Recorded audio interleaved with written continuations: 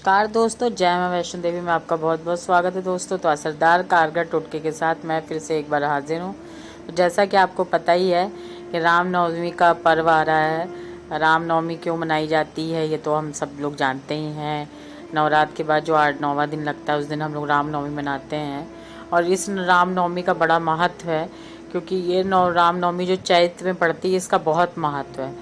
तो चलिए रामनवमी के दिन अब कुछ अपना भी भला कर लिया जाए। तो भला कैसे करना है? आपके घर में कर्जा है, आपके घर में कोई बीमारी है, आपके यहाँ शादी नहीं हो रही है, आपके किसी प्रकार की परेशानी है, उन सब का एकमात्र हल है जो आज एक कारगर असरदार टोटका मैं बताऊंगी जो आपने कभी कहीं नहीं सुना होगा। बस सिंपल सी एक चीज़ है। करना क्या है, आपको एक रेड इंक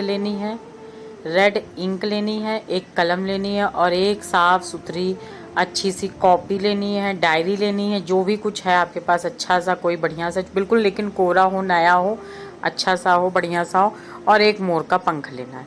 लेके इन सब चीज़ों को रख लेना है। इन सब चीज़ों का करना क्या है, आप सोच रहे होंगे ये अचानक से क्या बताने जा रही। तो आपको करना क्या है, रामनवमी के दिन समय के प्रातः काल के टाइम पे मॉर्निंग में उठ के नहा धो के भगवान के मंदिर के पास दिया जला के अच्छे से राम नाम का जप करते हुए, भगवान का नाम लेते हुए, आप उसमें शुरुआत में राम जी के जितने बार आप लिख सकते हैं राम नाम, सीताराम, जैसे भी आपको अच्छा लगे लिखने में, जो चीज़ आपको अच्छी लगे उस इंक से आप लिखें। याद रखिए कलम हो, रेड कलर की इंक हो, उसी से आपको ये लिखना है। और आपको अगर ये नहीं मिलती है तो आप रेड फाउंटेन पेन यूज़ कर सकते हैं या रेड स्केच यूज़ कर सकते हैं। लेकिन अगर ये हो जाए तो बहुत ही अच्छा है। फिर आपको लिखना है, आप उसमें जितना लिख सकते हैं 51 बार, जितना भी आप लिख सकते हैं, आपकी जितनी कैपेसिटी आप उस दिन लिखिए।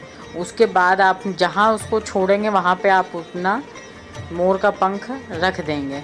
फिर नेक्स्ट डे आपको ये फिर करना है, मतलब ये कंटिन्यू आपको करना है। आप देखिएगा जैसे जैसे आप इसको करते जाएंगे, जैसे जैसे वो किताब के पन्ने भरेंगे या कॉपी, जो भी आप डायरी वगैरह जो कुछ भी लेंगे आप, वो धीरे धीरे जैसे जैसे बढ़ेंगे तो भरते हुए जाएंगे, वैसे वैसे आपको दिखेगा कि आपका अगला पिछला जो भी जन्म है, इस जन्म का भी, अगले जन्म का भी, और जो आपकी मृत्यु से संबंधित या आपकी कोई बीमारी है या आपके घर में बहुत पुराना कोई कर्जा है या आपके पास मकान नहीं है या आपकी बिटिया की शादी नहीं हो रही है या काम होते होते रह जाते हैं या आपका कोई मुकदमा है, कुछ भी है, जैसे जैसे वो किताब के पेज आपके भरेंगे आपको खुद महसूस होगा कि धीरे धीरे आपकी परेशानियां भी हट रही हैं।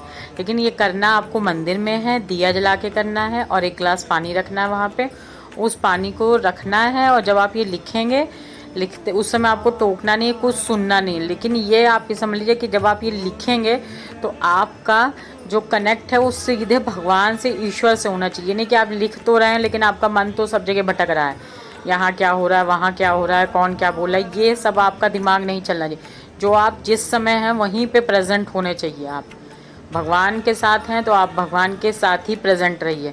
यानी कि आप पूरी फैमिली के साथ प्रेजेंट हो, भगवान के पास तो आप खाना पूर्ति के लिए कर रहे हैं, फिर बाद में कह रहे हैं ये भी नहीं कारगर टोटका लगा। नहीं, आपको करना है। करते समय आप ये जरूर ध्यान रखिए कि जितनी देर आप ये लिखेंगे आप उस समय वहीं प्रेजेंट हो। भले ही आप 2 अक्षर लिखते हैं, 1 बार लिखते हैं, 2 बार लिखते हैं, लेकिन जब भी आप लिखेंगे तो आप वहीं प्रेजेंट होइए। यानी कि आप लिखने तो बैठ गए, चारों तरफ आपका दिमाग भाग रहा है, तो वो नहीं करना है। एकाग्र होके बिल्कुल बहुत अच्छे से एक नियम बनाना है, उसमें आपको लिखना ही लिखना है।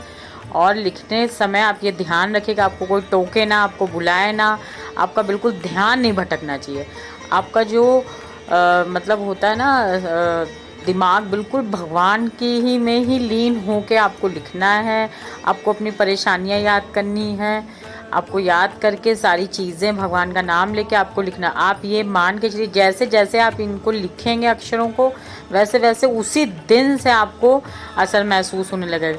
अगर आपके अंदर कोई भी तरीके की दुविधा है, आपको कोई भी तरीके की परेशानी है या इससे जुड़ा कोई भी सवाल आपको पूछना है, तो आप मेरे कमेंट बॉक्स में जाइए, वहाँ पे जाके आप मुझे मेल कर सकते हैं, जानकारी दे सकते हैं, मैसेज कर सकते हैं। और अगर आपको ये कारगर असरदार टोटका लगता है तो मेरे चैनल को सब्सक्राइब, लाइक, शेयर ज़रूर कीजिएगा। तो आज जय माँ वैष्णो देवी में आज के लिए इतना ही।